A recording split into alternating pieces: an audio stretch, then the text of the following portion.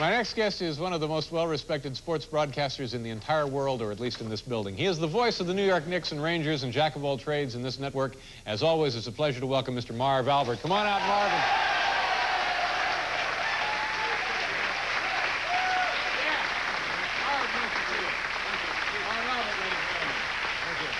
Marv, you brought along the Albert Achievement Awards, and when we're finished, I want to hear a little bit about you and Whitey Herzog. Oh, of course. Yeah, all right. Good friends. Let's take a look at the Albert Achievement Awards. Incidentally, I'm very happy I was able to pull away from my busy schedule today because I've been watching the Goodwill games, and I did not want to get away. Apparently, these folks here are also familiar with get through with that. Yes. Right. Okay. And we do have the Wild and Wacky. Wild and Wacky. It's a compilation from the last 2 months because we had so many good highlights. Is it normally just 1 month? Yeah, normally 1 month, but a crack staff as captain 2 months by David Katz. All right, let's take a look at it. Yours. Put it together, and here it is. Yes. No, it's. I don't want to put pressure on ourselves. Okay, here we go. But it's one of the stronger ones, and we open up with the most pulsating play-by-play call of the past month. This from the World Cup soccer competition. Here it is.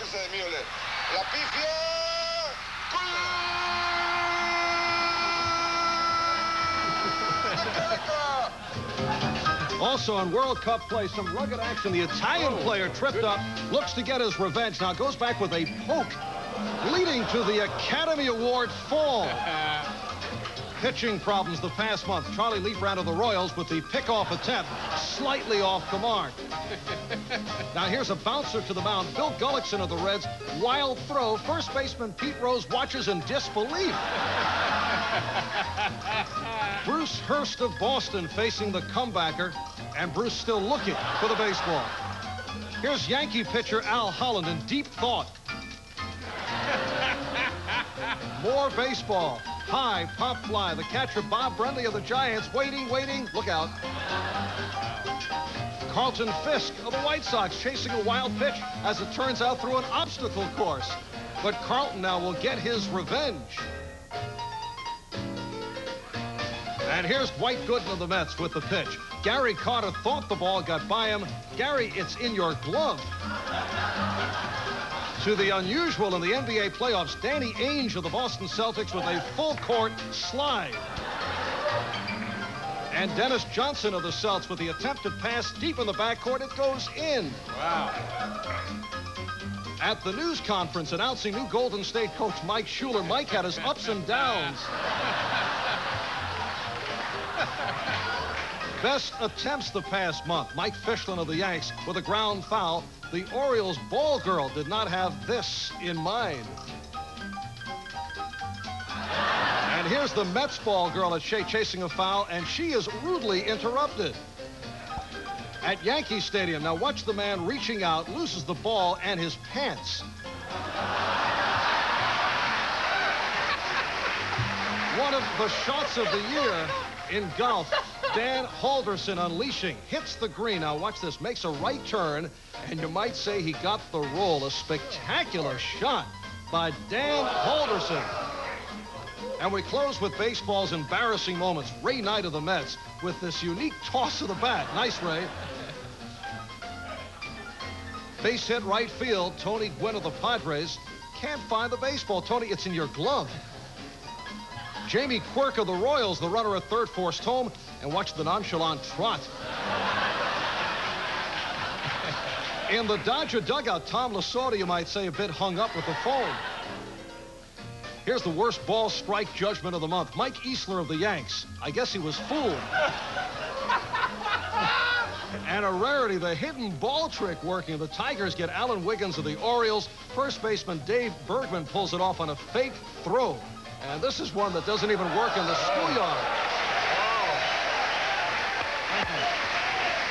That was great. Good. It was a great pass. Yeah, very nice. Terrific job, Marv. Now, about a month ago, I was reading in the paper about something happening with you and Whitey Herzog on your pre-NBC baseball game program on Saturdays. What was that? Well, Whitey, the manager of the Cardinals, even under the best of conditions, not a ball of laughs, even while very serious man. He is. And he was a guest on the pregame show.